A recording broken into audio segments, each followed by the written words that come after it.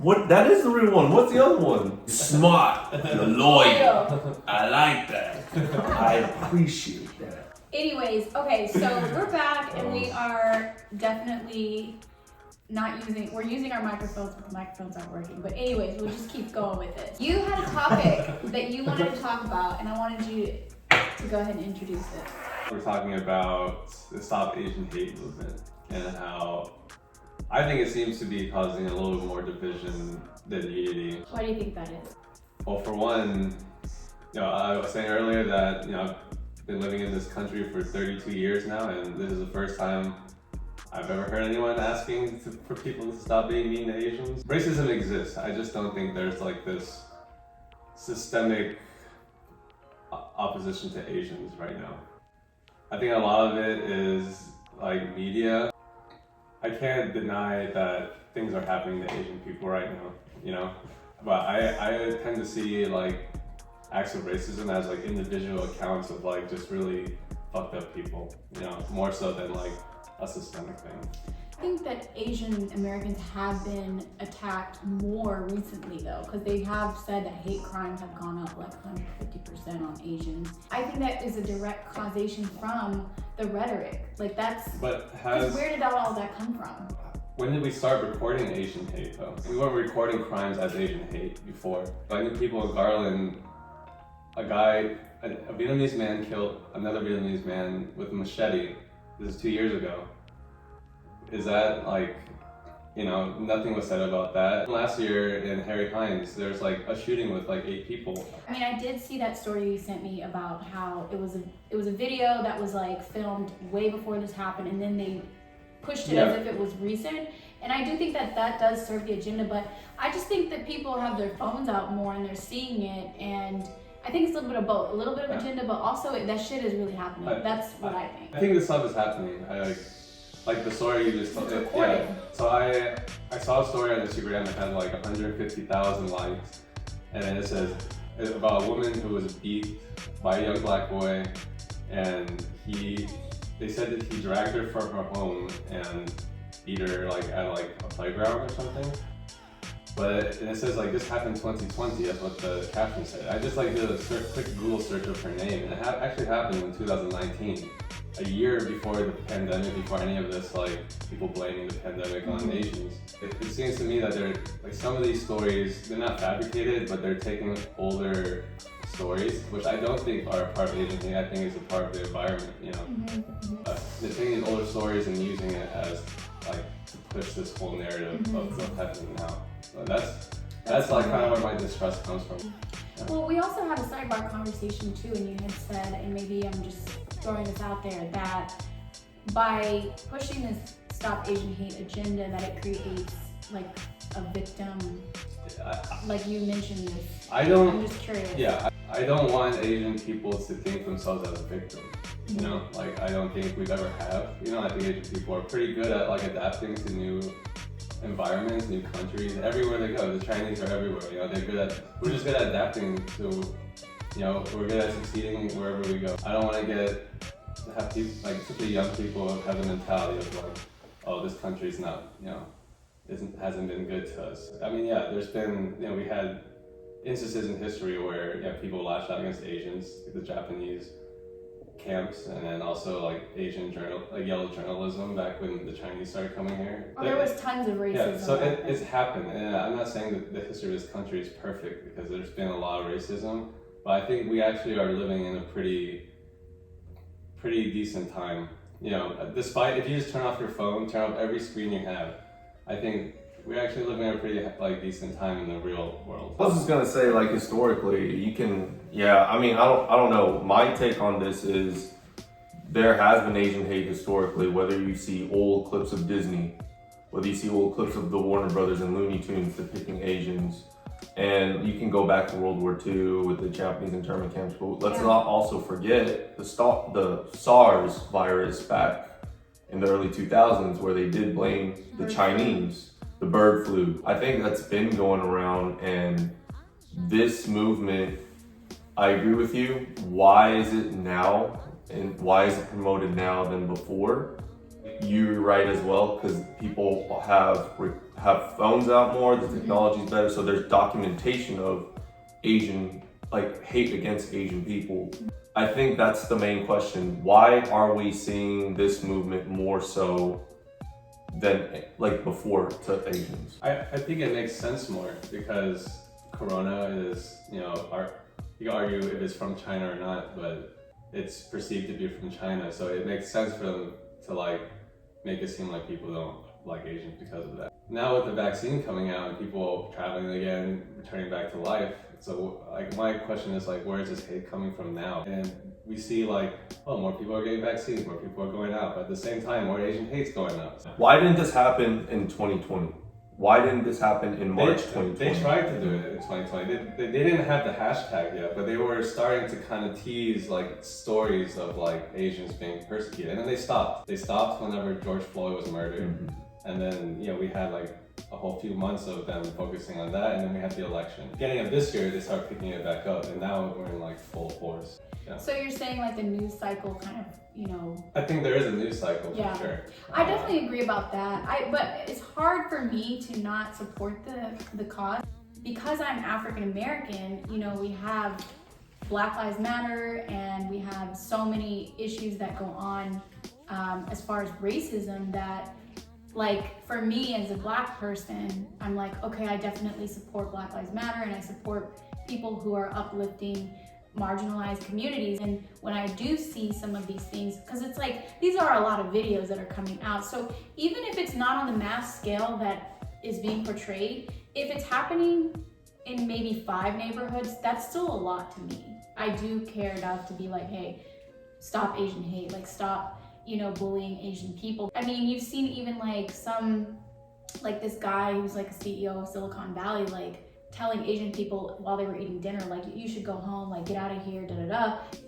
I mean, there is still an undertone there. And even though maybe it is being portrayed like in mass media, I personally still think that in the workplace, like, people still need to wake up to the fact that in academia, in schools, in workplaces, like, people are still discriminated against. So if it at least gets the idea that, like, okay, we need to go back and start reassessing how we treat people, especially Asian people, even in our neighborhoods, in our grocery stores, in our communities, like, maybe we're not seeing people getting beat up in our neighborhoods, but if this at least wakes some Americans up, I mean, then that's what I'm for. It's like, okay, in the day, does it benefit the greater good for there to be an awareness that Asian people are here and we have a voice and we're not going anywhere and you're not gonna, attack us. I am myself not like outspoken about like the hashtag on anything, as you know. But I think just leading by example, being like just an outstanding person, for younger Asian people, and Asian people, even younger guys probably do have an identity crisis still, like that's why I think toxic masculinity is like a problem in Asian men, especially growing in this country because all the stereotypes. Yeah, but Toxic masculinity among Asian men? You go to any club, back in the day, you go to any club, it's always Asian dudes fighting each other. Why? Like it's only each other. And I thought Black people had problems. Well, I didn't know this. I Like that everywhere. Hispanic clubs too. Yeah. I guess so. I think okay. I was thinking from a father-son relationship. Like, is there toxic masculinity in the family system, or I know that's it's a different type of toxic masculinity. I think. Okay. There's a lot of expectations from like Asian father figures, especially. Is there a It's. I think it's a drill. I guess kind of just one short. Okay. This is tornado coming, guys. Yeah. You're like, tornado? I still have never Does this seen mean we need to take cover? Finish the podcast in the basement? I wish Texas had basements, during tornado season. Yeah. Like, I'm definitely afraid of tornadoes. You are? I've never seen one before. I mean, I've never seen one either. I'm over here like you are, like I'm not. Yeah, it's like one of my like biggest fears, like tornadoes. Like there was one time last year, I was at Firehouse Subs and I was eating by myself, and then like the sky turns green, there's like lightning and shit, and then like people are running by, they're like, "There's a tornado coming." I'm just like, I'm gonna die here. Firehouse. Firehouse Subs. Like, I'm gonna die in this firehouse. This is it. With a sandwich. Is toxic masculinity an issue within Asian families? It's like not toxic masculinity in the way that like macho man toxic masculinity. I think it's more of like feeling insufficient, you know, feeling less than, always having to, even I struggle with it now to like appease my dad for some reason, you know, or the other, when I know I don't have to. But like respect your elders thing, it's like a double-edged sword. Yeah, you want to make your parents happy, but it's like sometimes, you know, like with a lot of Asian guys, there's like a sense of not being enough. Right. I definitely think respecting your elders can be a dangerous thing for some situations. Yeah, like it's like, yeah. Were you brought up like that? Well, I think it's like just because you're older doesn't mean that you are like you're better off than me. You know, I think respecting one thing, but you don't have to like listen to like everything an older person says. Yeah, because there's some elderly people who really say some things that shouldn't be said. Yeah, and then we're supposed to just accept it. Because a lot of them are from a different time and from like have totally different. Yeah, but you're in my time now. I do have a question though. Now that you mentioned like the older generation and kind of going back to the why the Stop Asian Hate movement, or basically we can basically bring up why isn't Stop Asian Hate as loud as Black Lives Matter? I think the main thing is, and this is coming from my personal experience, I don't know about any of y'all's, our parents are quiet, right? Yeah, very quiet. Because if our parents who immigrated here, they only believe in good behavior, do not get in trouble, study and go to school, and that's all you gotta do. Politics, don't say anything. Don't go vote. You don't need to. Just stay in your lane, do what you need to do. Don't focus too much on what the American media says. Stay low key and do what you need to do growing up. And that's been my perspective, and I think that's why Stop Asian Hate is confusing to Asians, because it's like, okay, the Asian Americans, we want to promote this, but our parents like, no, don't say anything.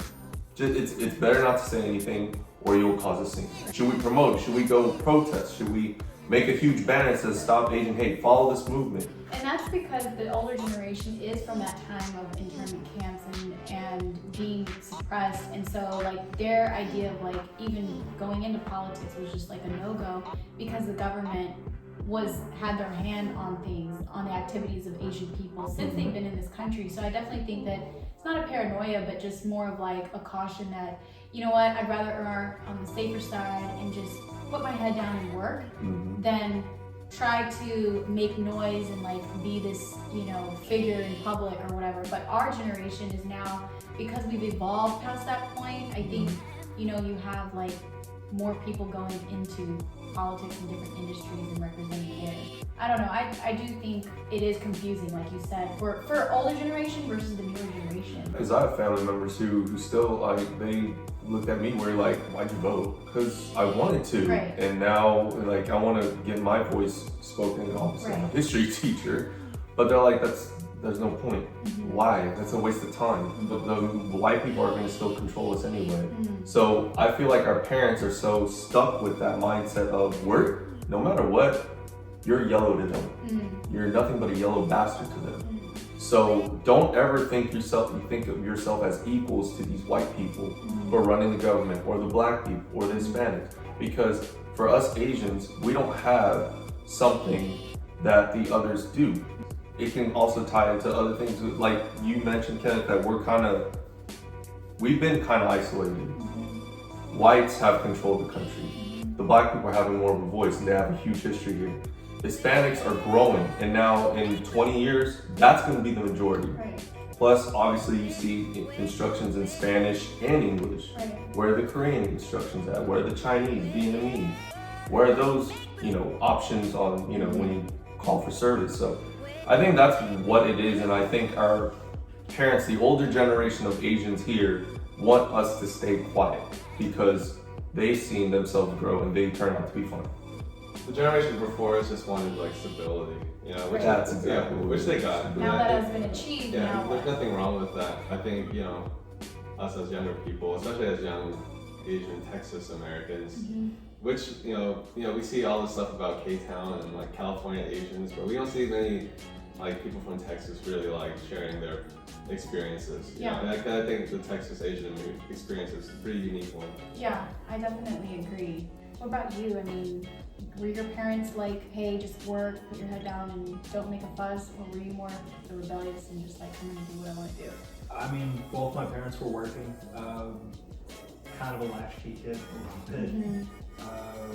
I feel like a lot of Asian kids are latchkey kids because their parents worked So long you hours. kind of had to figure, and you know, they had no frame of reference for living in America. They were doing it for the first time too, you know. The stuff that they were raised with and the communities that they were raised in, it maybe didn't carry over to the American experience. Right. So hopefully when maybe some of us have kids, we Right. can kind of marry the two. You know, you guys are talking about like not blindly respecting your elders, but they've done a lot for us. I mean, you know, they've had a system that's worked for hundreds, if not thousands of years.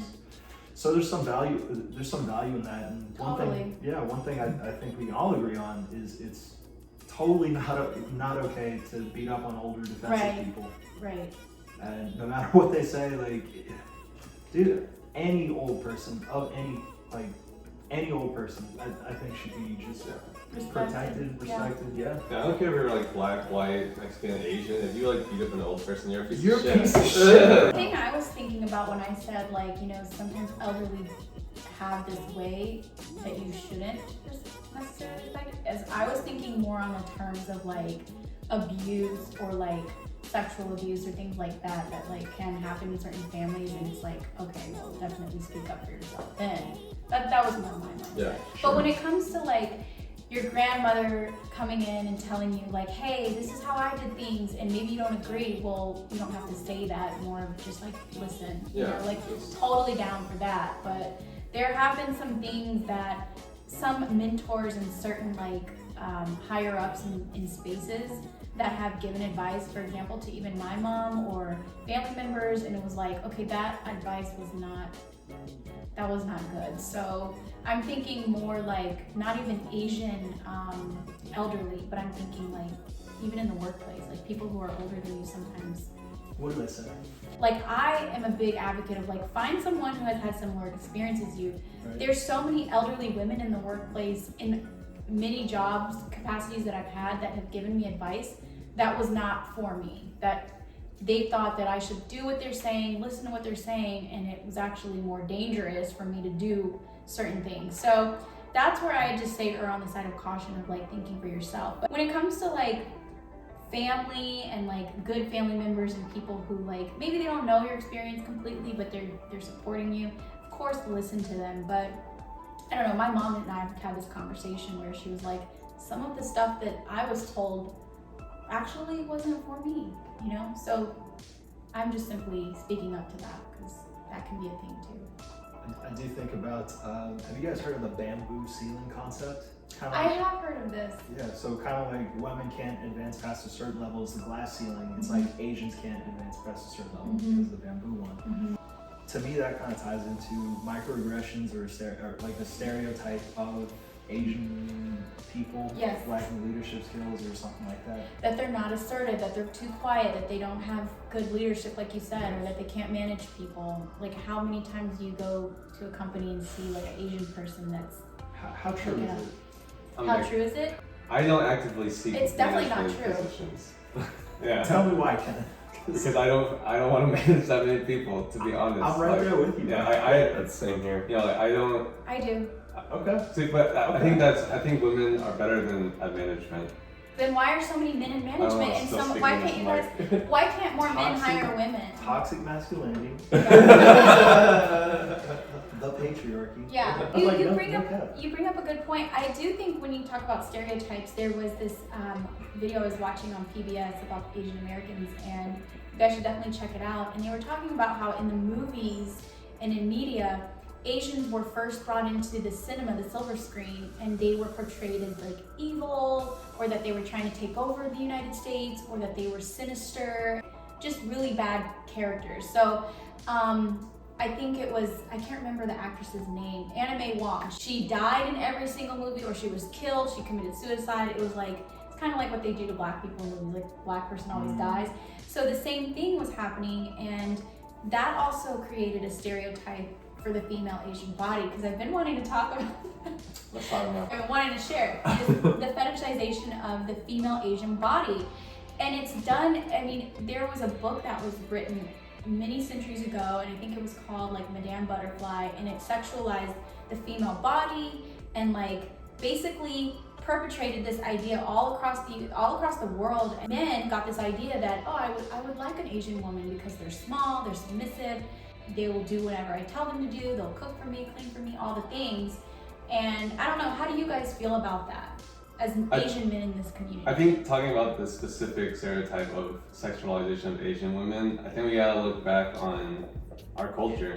Like, since the ancient times, emperors have kept harems filled with concubines. Mm-hmm. You know, it's been a part of our culture. I think we have to look at internally. Like, if we're perpetuating, since the beginning of time we've had concubines and we've been essentially objectifying women in our own culture, how do you expect other people to not do the same? I just want to know, as men, like, how do you feel about that? Have you seen it? Like, where do you see it? Media, television, music? Like, I can't see a group of like young white tourists going to Southeast Asia without visiting the red light district. You know, and we gotta think, whose fault is that? Like, we provide the service because we know there's a demand for it. Same thing as massage parlors here in the States. It's like a never-ending cycle, you know? Like, how do we stop the sexualization when we're the ones running these businesses that cater to Caucasian men? I think that but I think it goes more deeper than that and more complex. They're basically putting a system in place. People like still suffer from corruption and like all kinds of issues that happen, and then a lot of that is out of desperation. So like I personally think that a lot of women go into, I mean, some people do it by choice, but I think some women are at 8 years old told like, hey, this is how you can make money for our family. A lot of them are trafficked too. A lot of them are trafficked, but I do think it is like they're trapped, you know, in a economic system that forces them or makes them feel like, okay, this is the only way I can make money for my family. That's why I say it's like a never-ending cycle. I just think that we have to go to the root of who put the system in place. I do think that Asian women are like seen as like, you know, there's a higher demand. Don't you think that it has been a fetishization though, and a lot of men's like, oh, I specifically want this? Yeah, it has to do with like Western like cinema, like all the old James Bond movies where it's like him, the only white guy in Asia with all these Asian women who love him, and he's beating up all these Asian guys. I actually stopped watching Batman Begins the other day. Yeah. He starts out in a Chinese prison and beating up Chinese people. Yeah. I turned it off right there. Really? Yeah, dude. Yeah. Batman Begins with Christian Bale. I was like, nah. Oh my god, I mean, I didn't even know that. I'm not saying it doesn't exist. If you want to change things like by yourself, you gotta look within. And I think it's the same with like communities as well. I think it's about educating communities too. I just think that representing women in a better light could possibly be one of the solutions for like people to see women as not an object, but like a human being. Because I feel like some men don't see Asian women that way. I was getting my hair cut by this guy, and he was in the military, and he was like, oh yeah, every time we go overseas, Philippines is #1 on the list. Like, everyone wants to go to the Philippines. And I'm like, oh, why is that? And he's like, it's just a place to have a good time. Like, that is where they are looking at us as objects and not people. That's what I'm saying. Like, sex tourism is it's a big thing in Asia, and yeah, and it's like one of those things that not many people bring up, you know, because there's some shady characters behind all that stuff. Yeah. So. Well, I wanted to say something because, like, here's the thing: as Asian Americans, and we have the same perspective of other Americans. Why are Asian women fetishized, but Asian men aren't? For example, I'm going to quote a famous lyric from an Outkast song. Now all Beyoncé's and Lucy Lou's get on the floor. Think about that. Now, when you think of Asian actors in American cinema, the Asian actresses are always the hot, beautiful women who play the parts, very feministic, very sexy, or very submissive role. The men, it's either Jackie Chan or who wants to do anything comedic, and it's never a cool, handsome Asian dude. Why is it? Not so recently. It's changing. It's changing now, yeah, but it's always been historically through the Western media. On the breakfast at Tiffany's where the Asian guy like back in the 50s fuck. was Mickey like, Rooney, yeah, and he had dude, that, yellow face, yeah, with like, the buck teeth and the glasses. right, Yeah, they that's made just fun fucked of up. the Asian. You know, people here were very, you know, very reluctant to like have them assimilate. That's why yellow journalism exists, and you know, that's where the whole buck teeth and like that whole imagery kind of came from. The typical Confucius stereotypical with the glasses. That's how Americans and media perceive That's how Asian they men. introduced us to Yeah, it, and like- then they make Asian women look really submissive. Like they've always put that face on top of an octopus, you know, like reaching out to the world because Yeah. they were scared that Chinese people were trying to take over the world. Yeah. But now that has been changing more and there is more representation, which is good. I definitely. Like the guy from Mortal Kombat, he's half Asian, the good-looking guy, Johnny Cage, the Johnny Cage guy. Like, Mortal Kombat was good. I mean, it was a victory for us. I think we had Liu Kang, we had Kung Lao, Shao Kahn, Shang Tsung. But okay, so you just mentioned Mortal Kombat. How come the Asian characters or Asian actors from the old Mortal Kombat didn't find? Dude, I that mean, he was a success? good-looking guy too. Luke Cage from the first yeah, one. dude. Yeah. Yeah, he was. Respect on his name. But let me ask y'all this. What's up? Why is it that in Hollywood they recognize a lot of beautiful Asian actresses, but not a lot of Asian actors? We had some. I think. Recently. We had, I think recently, but even in the '90s, before. bro. Mortal Kombat, we had Liu Kang. We had the guy from the Jungle Book, Jason Scott Lee. Jason Scott Lee, Yeah, fucking legend, bro. Asian people haven't. I mean, like she said, like Asian guys are seen as, you know, not as, you know, like as Attractive. Look, it's not because it's true, Yeah, it's but not. we're busy doing other shit. Media hasn't really been a part of like really big in the Asian culture until recently. Until we give awards to actors, I think we should, you know, praise people more. Like More doctors, lawyers, just being, teachers. just people being like what we're doing now. You know, just for regular people. You know, building a platform. Yeah. You know, we should celebrate that more than like being put in a movie. You know. I wanted to bring up an example. There's in New York where Asian hate crimes are happening.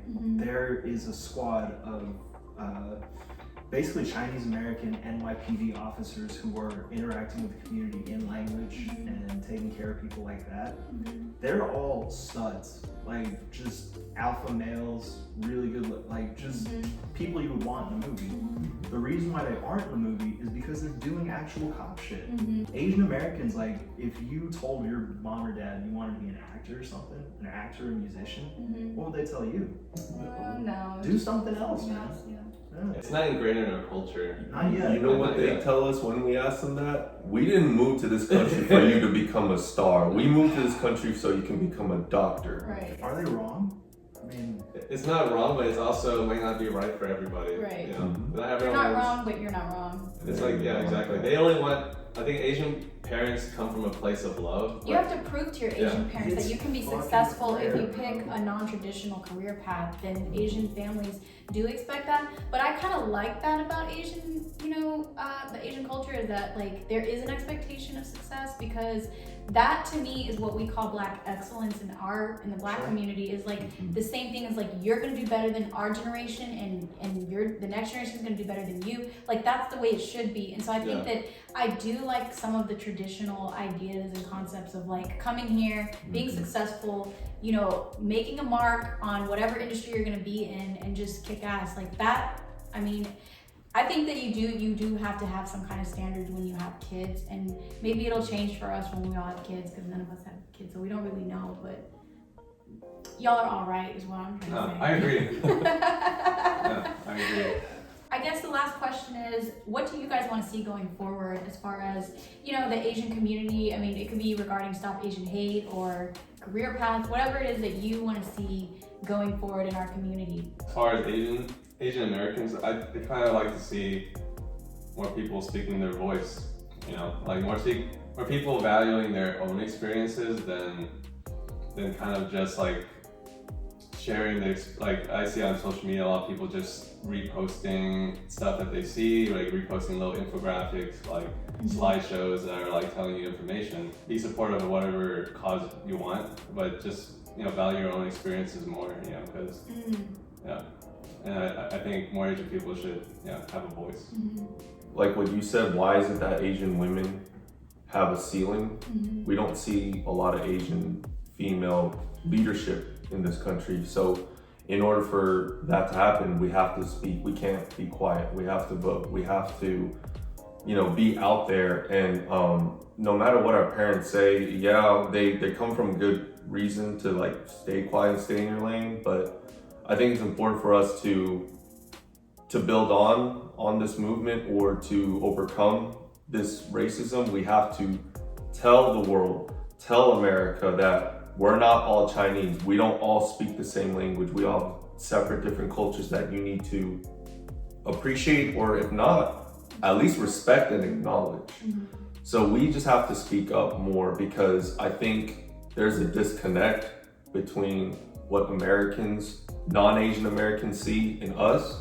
So we just have to just educate and just speak out loud. I would say for me, what I would love to see going forward is that more Asian community members, get together and have more dialogue such as this and model the way and study history together, learn about each other's history, because when you know history, then you are bearing witness to what happened in this country, to your ancestry, to your family, to your neighbors, your community members. So I think that getting together and learning together is really important. Let's bring that back. Let's make that a thing of like just learning together in the same space. If you have knowledge, to share it, because I think that sometimes we live in silos, especially different Asian communities. Like, I see, like for me, being a multi-ethnic person, I see so many like Asian people just hanging out with Asians. I see sometimes like people get boxed in, and I would love to have more of a diverse, connection with people, where we are bringing in our Indian brothers and sisters and, our African friends, and like just different people infused into our lives, because when you have that exchange, then they can go home and take the values that they've learned and put that into their family, and then that brings the community up. That makes people want to strive for better, to work harder, to not be lazy, to just actually pursue whatever goals that they have in mind. I just think it's all about infusion and learning and connecting with people. So that's what I would like to see. Agree. I think we're on the way, man. We're a Good. relatively new community. We're all the children of immigrants. We're trying to figure it out too. But Yeah. I think we haven't taken notes. We've been looking around, and next up, the next generation will better too. For sure. We're really living in like an interesting time. One where first generations, like you said, so we're really like the pioneers. Like we're the Yeah. first, of what's going on. Yeah. We're like OGs in our own Just right. gotta represent. Yeah. Gotta represent. Thank you guys so much for coming out and having this conversation with me. I really appreciate it. I hope you guys also took something from it.